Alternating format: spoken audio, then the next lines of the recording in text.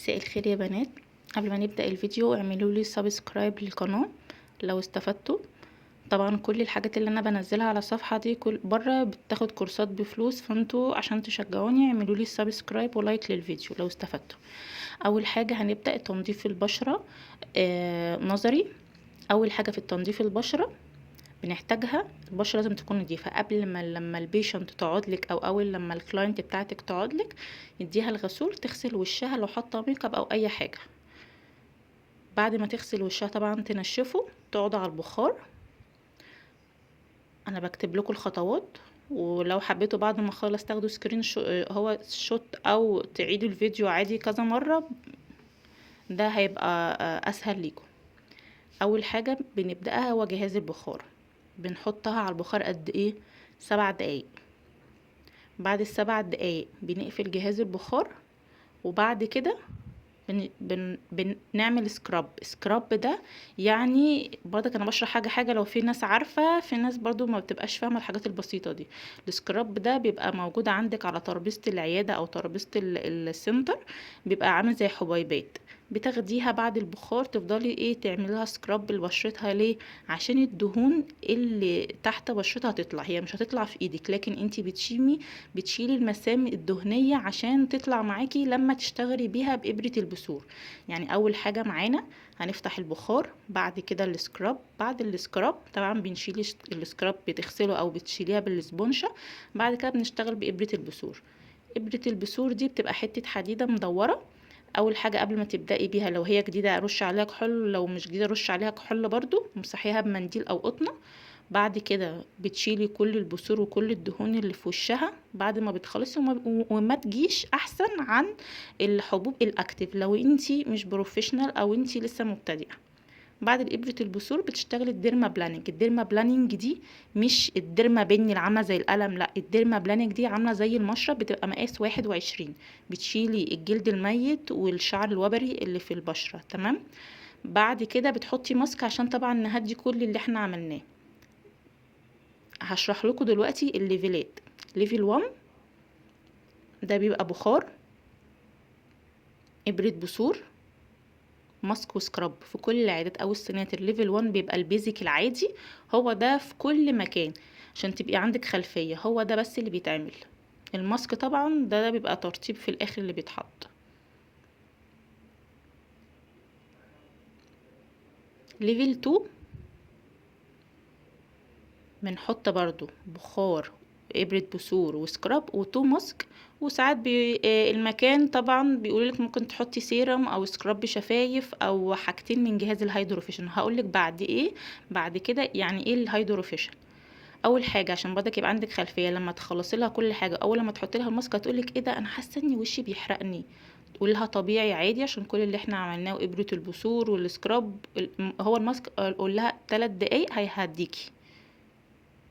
الليفل 2 زي ما هو كنا كبة البخار، ابرة البثور، سكراب، تو ماسك، ممكن ماسك شفايف او سيرم مع هيدروفيشن. في ناس ما بتحطش الاتنين من هو جهاز الهيدروفيشن، وفي ناس بتحط.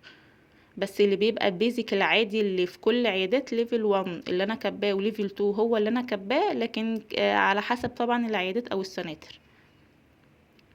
هنكتب دلوقتي ليفل 3. ليفل 3 ده بيبقى على طول لازم في كل سنة من غير ما تسألي بيبقى فيه جهاز الهيدروفيشل. الهيدروفيشل اللي هو ايه؟ انا ده عامله لكم هو نظري.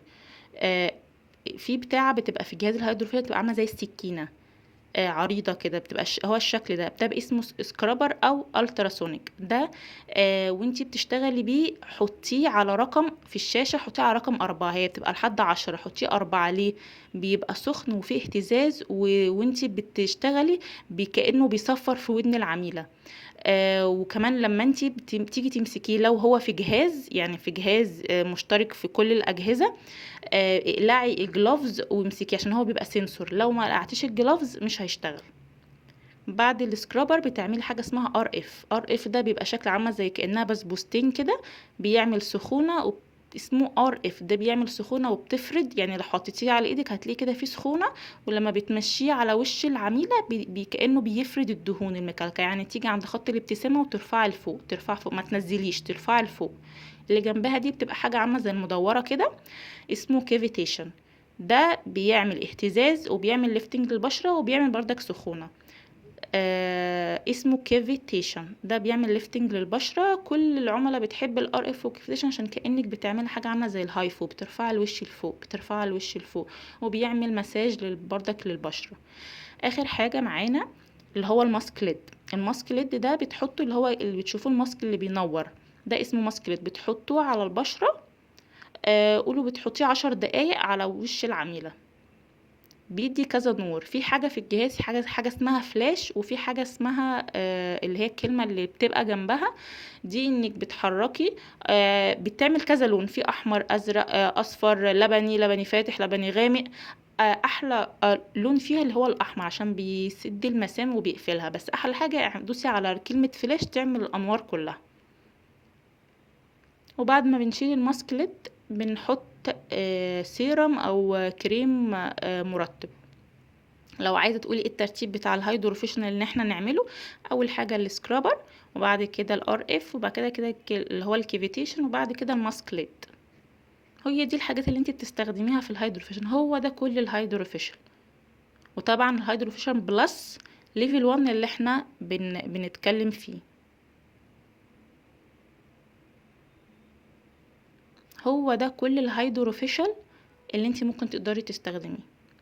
احنا دلوقتي هنعمل الافتر كير بتاع البلازماج. البلازماج ده بيشيل الزوائد الجلدية، وبيشيل برضو الخطوط اللي تحت العين واللي فوق العين اللي هو التهدل. في ناس بتشتغل بيه، لكن احنا دلوقتي هنعمل هو نظري على وعملي على الزوائد الجلدية. الافتر كير اللي بعد اي بلازماج بتعمليه بكل انواعه، الميبو والميبو والميبو والميبو، اهم حاجة الميبو. قولي للكلاينت تحط الميبو كل 12 ساعة، وممنوع باتا تحط صابون او تهرش او تحط ميك اب او تقشر القشره. لو قشرت القشره هتسيب علامه، وهتبقى عامله زي سكور، او كانها شادو على وشها. لو اتشالت قولي لها انت كده اللي قشرت القشره. تقول لها القشره هتقع لوحدها. بتقعد قد ايه؟ تفضل تحط الميبو كل 12 ساعه، وقولي لمده اسبوع. او يعني اول لما تكون القشره، بعد ما تكون القشره تسيبها القشره تقع لوحدها. القشره اول لما تقع هتسيب كده علامه ايه، كانها فتحه او بينك، قول لها هتروح. لكن لو قشرت مش هتروح. الميبو ده الافتر كير بتاعه. طبعا اول لما بنشتغل بنحط بينج. اول لما كريم البينج يشتغل اول ربع ساعه بنمسح البينج، وبعد كده بنحط. وانتي ماسكه بتبداي اللي هو البلازماج، بتمسكي معاكي قطنه وازازه كحول او محلول ملح. هقولك ليه.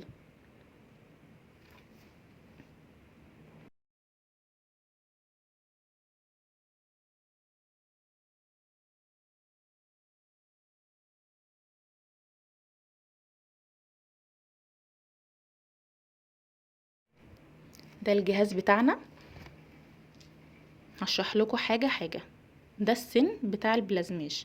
بتقولي للبنت الريسبشن او اللي موجودين انا عايزه سن بلازماج، بتديهولك شكله عامل كده، بيبقى مقفول. كل كلاينت بيبقى ليها سن، يعني اول ما بتخلصي بتمسكيه وبترميه، والكلاينت الجديده بتفتحي لها واحد جديد، لكن هو بيبقى شكله كده. جهاز البلازماج بيبقى عامل كده.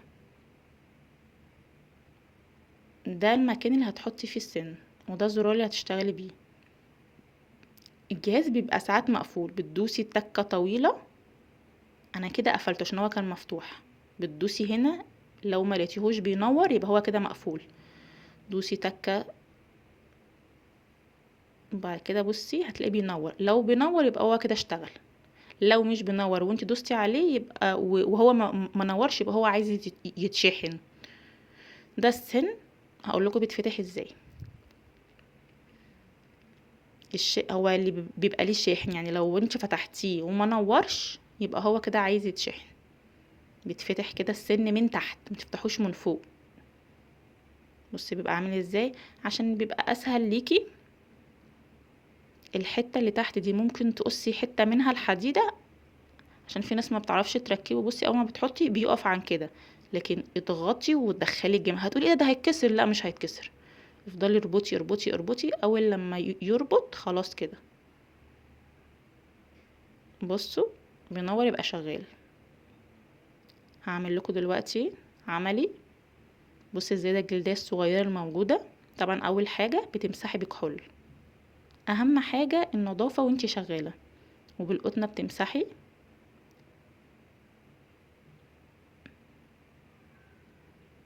بتخلي ايدك منورة، وطبعا لو في بنج بتمسحيه.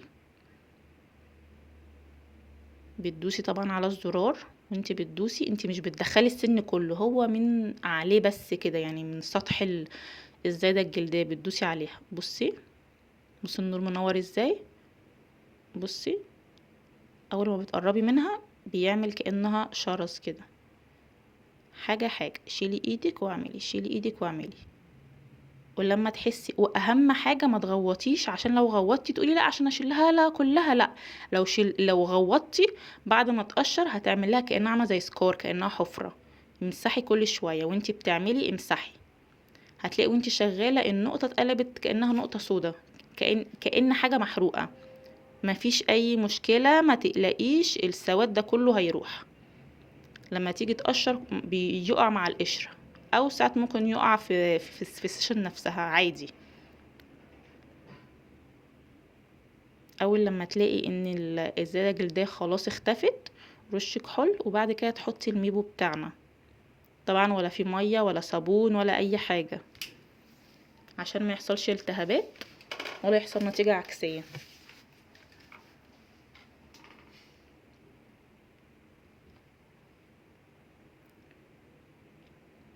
وانتي شغالة لو الزيادة الجلدية طلعت دم مفيش اي مشكلة. عايزة توقفي الدم توقفي ازاي؟ حطي نقطة بلازماش عليه، يعني اعملي بالبلازماش عليه كأنك بتكيي الحتة اللي فيها دم. هنعمل واحدة تانية زيادة جلدية صغيرة برضو. الزوائد الجلديه الكبيره بتبقى عادي مفيش مشكله، وانت شغاله هتلاقي عماله تطلع دم تطلع دم، مفيش مشكله، ده دم فاسد. افضلي اعملي وهي عادي بتطلع دم لحد ما تسطحي الزايده الجلديه دي عن جلدك. هتعمل قشره وهتقع بالافتر كير وهتنشفها عادي مفيش مشكله. بعد كده يا بنات هعمل لكم شرح لجهاز الليزر الكربوني اللي اسمه بيكو سكند.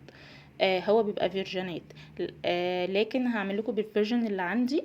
بردك الافتر كير بتاع ازالة التاتو هو الميبو الميبو الميبو الميبو، ممنوع برضو صابون، وممنوع ميك اب، وممنوع كل حاجة اللي احنا قلنا عليها.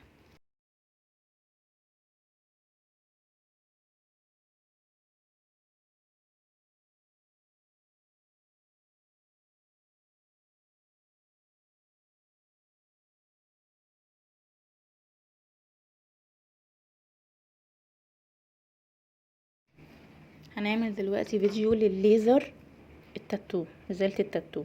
بنفتح الجهاز بالمفتاح ده، وبندوس على الزرار الاحمر، او هو بيبقى متدايس عليه الشاشة بتتفتح لنا كده.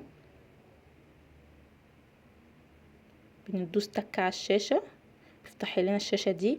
الثلاث حاجات الموجودة دي بتبقى واحدة لإزالة التاتو الألوان، وواحدة للسودا، وواحدة للليزر الكربوني. أنا هدوس على العدسة اللي هي بتاعة اللون الأسود. اعرف منين الرقم؟ الرقم بيبقى موجودة على العدسة ان السكرتارية بتديهالك، او بتبقى موجودة والعدسة بتبقى مكتوب عليها. دوست عليها. 2000 ده الباور، 10 ده درجة سرعة اللي هو البلصات، الزيرو ده البلصات اللي انا ضربتها.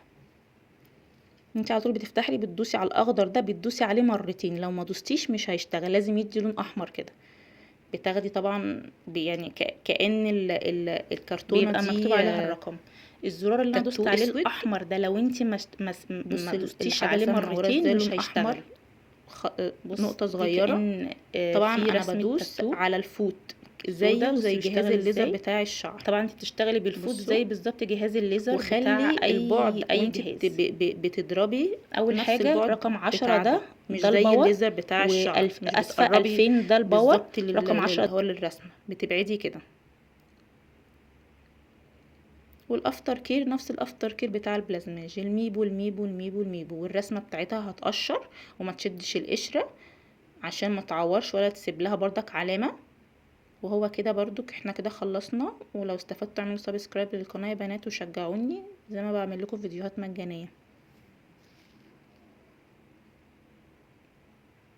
مكتوب عليه بيكو سكند، وده الفيرجن بتاعه. بص 89 ده عدد البلوكات اللي انا ضربته. رقم 10 ده يعني سرعة الضربة، اللي هو مثلا مبيبقاش تك تك تك تك، يبقى تك تك تك تك تك تك تك تك. 2000 ده الباور اللي انا شغالة بيه، وممكن يقل عادي، بس اعلى حاجة في الجهاز ده 2000.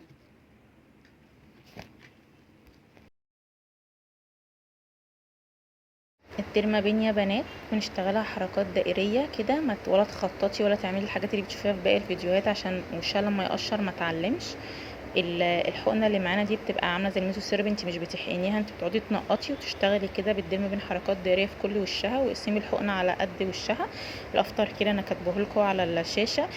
اي كريم مضاد حيوي بتدرم في سكورت ايا كان 3 ايام بس. ليه 3 ايام؟ عشان في اي كريم بيبقى فيه كورتيزون، عشان بعد ال3 ايام هيطلع لها حبوب. بعد ال3 ايام توقفوا عادي تشتغل مرطب ما عدا البنسلين، عشان البنسلين تقيل على البشره. سنون الديرما بين يا جماعه بتبقى 12 24 35. غالبا العيادات بتكون جايبه 12 و24، فاشتغلي 24 على طول.